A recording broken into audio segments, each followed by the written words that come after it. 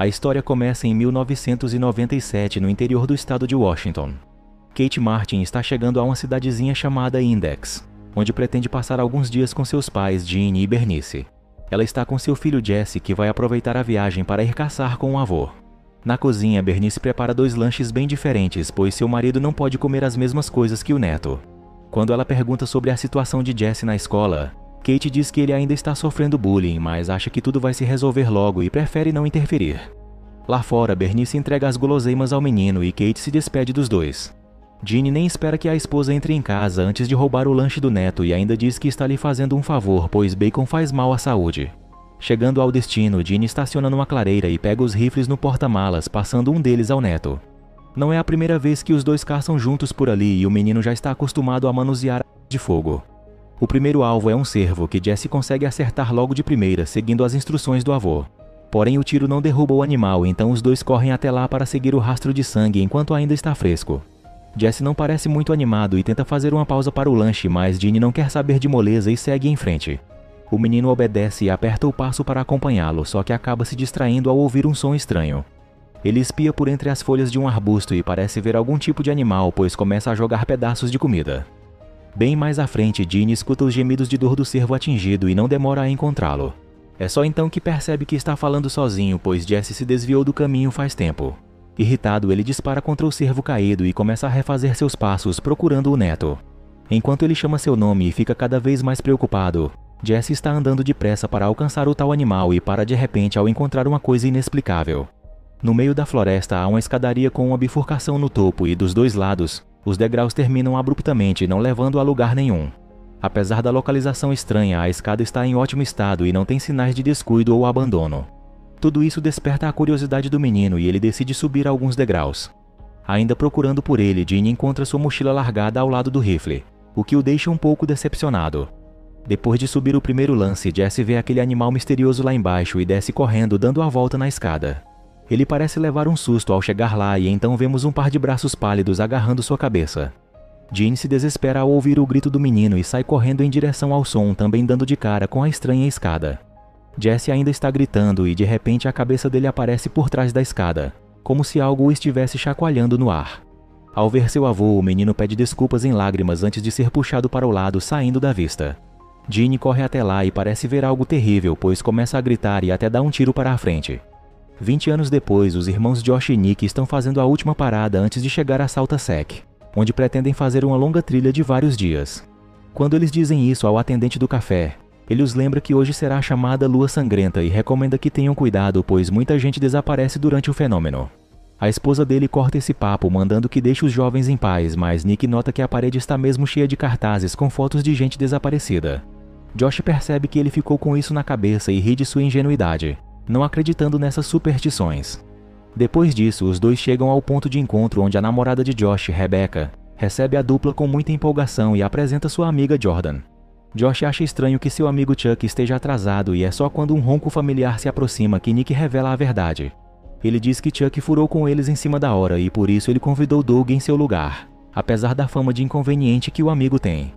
Para o desgosto geral, Doug já chega estacionando da pior forma possível e gritando gracejos inapropriados pela janela, além de roubar o lanche de Josh sem cerimônia. Conformados com a companhia, cada um junta sua bagagem e o passeio começa. Depois de andar por 5 horas, Nick já começa a dar sinais de cansaço, mas Rebecca lamenta informá-lo de que eles mal completaram metade do caminho até o acampamento. Com uma expressão de sofrimento, Nick se obriga a continuar enquanto os outros caçoam de sua forma física sofrível.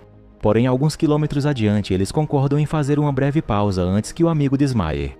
Ajudando com a mochila, Josh descobre que parte desse cansaço é porque Nick ignorou as instruções de Rebecca sobre a bagagem, trazendo muito mais peso do que o recomendado. Doug começa a revirar as coisas dele e Josh fica chateado ao ver uma faca sua, aparentemente roubada pelo irmão. Mesmo assim, ele se oferece para trocar de mala com ele, e Nick concorda em deixar parte de seus pertences escondidos atrás de uma pedra para aliviar o peso. Um pouco depois de retomar a caminhada, o grupo encontra o que parece ser um tipo de abrigo construído com partes de galhos. Os rapazes ficam curiosos, mas as duas moças acham aquilo estranho demais e todos decidem passar reto.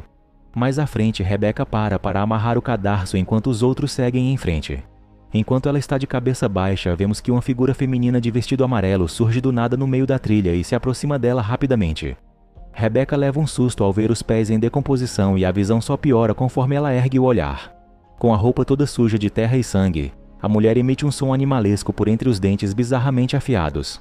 Assustada, Rebecca protege o rosto com as mãos e então vê que a aparição está se afastando. Mas agora há uma série de murmúrios arrepiantes vindo de todos os lados. Desnorteada, ela começa a chamar os amigos e tenta alcançá-los quando a mulher de vestido amarelo ressurge. Rebecca grita e tenta fugir dela, chegando de novo àquele abrigo rústico de antes. Por um momento ela pensa em se esconder ali, mas então vê que a assombração já está esperando por ela lá dentro. É então que seus amigos aparecem, preocupados com os gritos que ouviram. Rebecca está muito agitada e tenta explicar o que viu, mas seu relato soa como maluquice. Doug volta para a trilha rindo da aflição dela e Josh pergunta se isso não foi só desidratação, o que a deixa ainda mais nervosa. Nick é o único que fica com um pouco de medo ao ouvi-la descrevendo a tal mulher.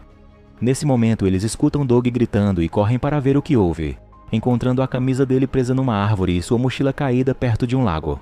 Porém ele logo emerge da água com uma gargalhada, orgulhoso de seu trote sem graça até perceber que seu corpo está cheio de sanguessugas.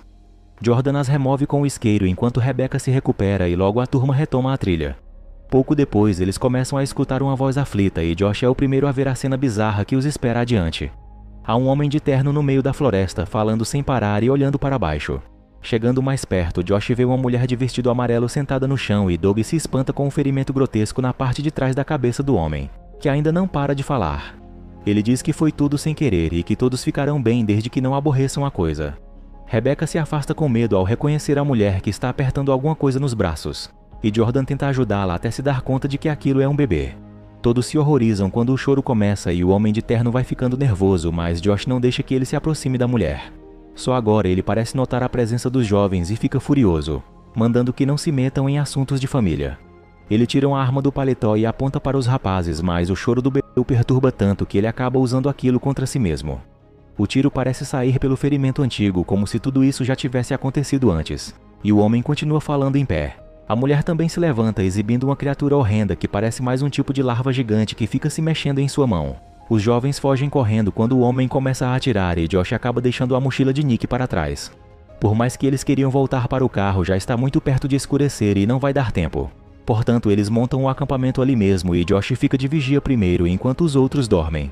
Com a ajuda de um chá de ervas, Doug tem um sonho muito interessante com Jordan e nem acorda quando o saco de dormir começa a ser puxado para fora da tenda. Conforme ele é arrastado pelo mato, seus delírios se misturam com a paisagem real e ele se vê passando longe de Josh.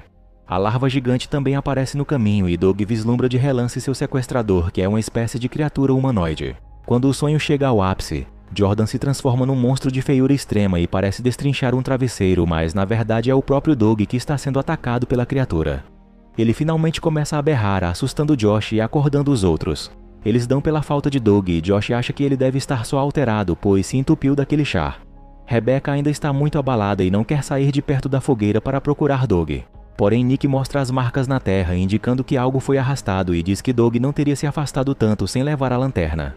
Sem muita escolha, os outros concordam com ele e os quatro começam a busca sob a luz da luz sangrenta. Seguindo as marcas no chão, Rebecca só encontra um dos sapatos de Doug, mas o rastro termina logo depois, como se o rapaz tivesse simplesmente sumido. Josh diz que ele deve estar por perto e alguns passos adiante ele encontra o saco de dormir todo arrebentado e sujo de sangue. Rebecca se desespera com isso e quer seguir por um atalho que vai dar numa outra estrada, onde há um posto da guarda florestal. Josh diz que eles não podem ir a lugar nenhum antes de encontrar Doug e começa a culpá-la por ter esquecido o mapa no acampamento. Jordan interrompe a briga dos dois para mostrar uma estranha luz no meio da mata, não muito longe dali. Josh acha que só pode ser Doug e convence os outros a ir até lá, onde eles encontram a misteriosa escada. O aspecto dela é idêntico ao que tinha há 20 anos, exceto pelos 2 lustres pendurados. Jordan pergunta como aquilo pode estar ligado na eletricidade e ninguém consegue responder essa pergunta.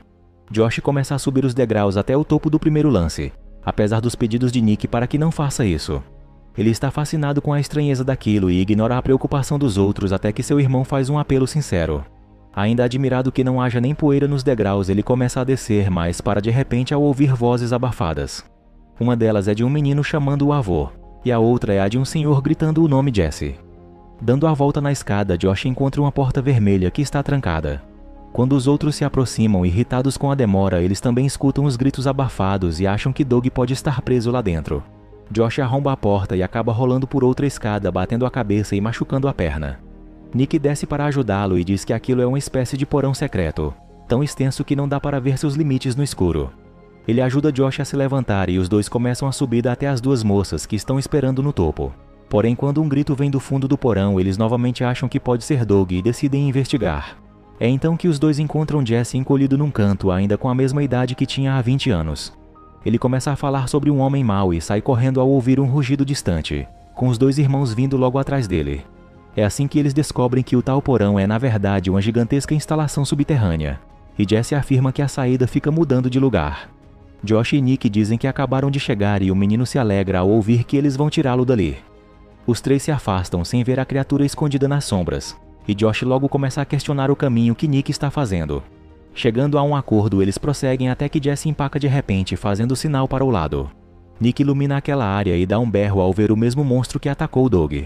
Os três correm para a saída onde as moças ainda estão esperando, e deixam que Jesse suba primeiro. Nick vai logo atrás, mas Josh para por um momento dizendo que o monstro foi embora. É bem nessa hora que ele é subitamente derrubado e a criatura se põe a comê-lo na frente do irmão.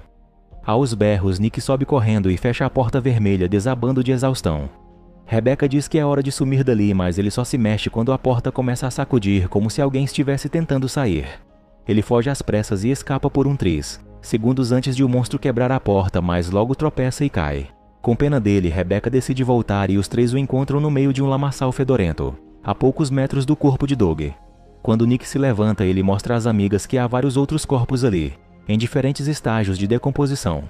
O choque dá lugar ao pavor quando os rugidos do monstro se aproximam, e todos correm sem rumo até que Rebecca vê um trailer parado numa clareira.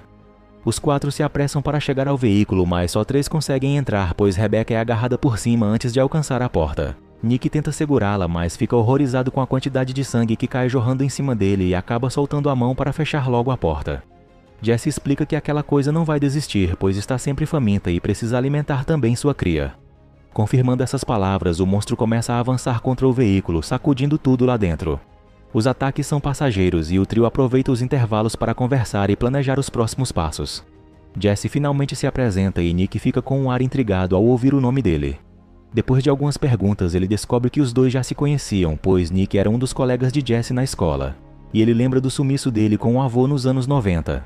Jordan mal pode crer no que está ouvindo, mas ele explica que, passando pela porta vermelha, ele sentiu como se estivesse entrando em outra dimensão. Jesse também conta que havia muitas saídas na escuridão, mas ele e o avô nunca tiveram a chance de usar nenhuma porque sempre havia um monstro no caminho. Falando neles, Jordan repara que não há mais ataques faz tempo e acha que é hora de espiar lá fora. Jesse discorda, dizendo que Ginny lhe ensinou que aquelas feras nunca desistem de uma presa depois de tê-la farejado. Sem ouvir o menino, Jordan e Nick começam a se aproximar de uma das janelas, mas nem chegam perto e o veículo sofre mais um ataque. Nick perde a paciência depois disso e começa a procurar qualquer coisa com que possa se defender. Jesse oferece uma pequena faca que o avô lhe deu de presente, mas Nick diz que precisa ser algo muito maior. Vasculhando a cabine do motorista, Jordan encontra um rifle e começa a colocar as balas, interrompendo o processo quando vem outro ataque. Jesse diz que o monstro consegue ouvi-los e isso dá uma ideia a Nick. Ele pede que os outros dois façam barulho enquanto ele abre a porta lateral e atira longe algumas panelas.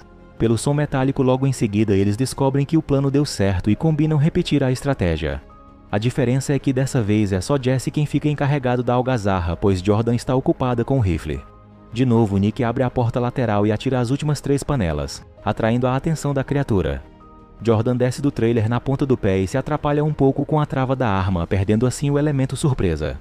O monstro se vira para ela e começa a avançar enquanto ela ainda está atrapalhada, até que finalmente os tiros começam. Porém, eles não são o bastante para deter a fera, que apenas continua avançando e ataca Jordan com um golpe mortal. Nick volta para dentro, horrorizado com os gritos da amiga, mas não se deixa abater pela derrota. Pegando um botijão de gás, ele pede ao menino que tranque a porta depois que ele sair e diz que se ele não voltar, Jesse deve ficar ali até que o monstro vá embora. Então Nick sai do trailer, arremessa o botijão e espera que a coisa vá até ele, atirando um sinalizador aceso em seguida. Isso provoca uma explosão e a criatura foge gritando em chamas. Nick ainda tenta socorrer Jordan, mas ela não resiste. De longe ele vê que a escada sinistra está pegando fogo e então Jesse aparece ao seu lado dizendo que quer ir para casa. Horas depois, o local está cheio de policiais e o xerife não se conforma de que aquele é mesmo Jesse Martin. Porém, ninguém encontra a escadaria e nem o corpo de Josh, o que deixa a história de Nick difícil de acreditar. Mais estranho ainda é o reencontro da família Martin, pois Jessie mal reconhece sua mãe quando ela chega, 20 anos mais velha. Bernice também vem receber o menino e ele pede desculpas por ter se perdido do avô, dizendo que estava tudo escuro. Depois de enfrentar o interrogatório, Nick é liberado pela polícia e decide manter o contato com seu amigo de infância.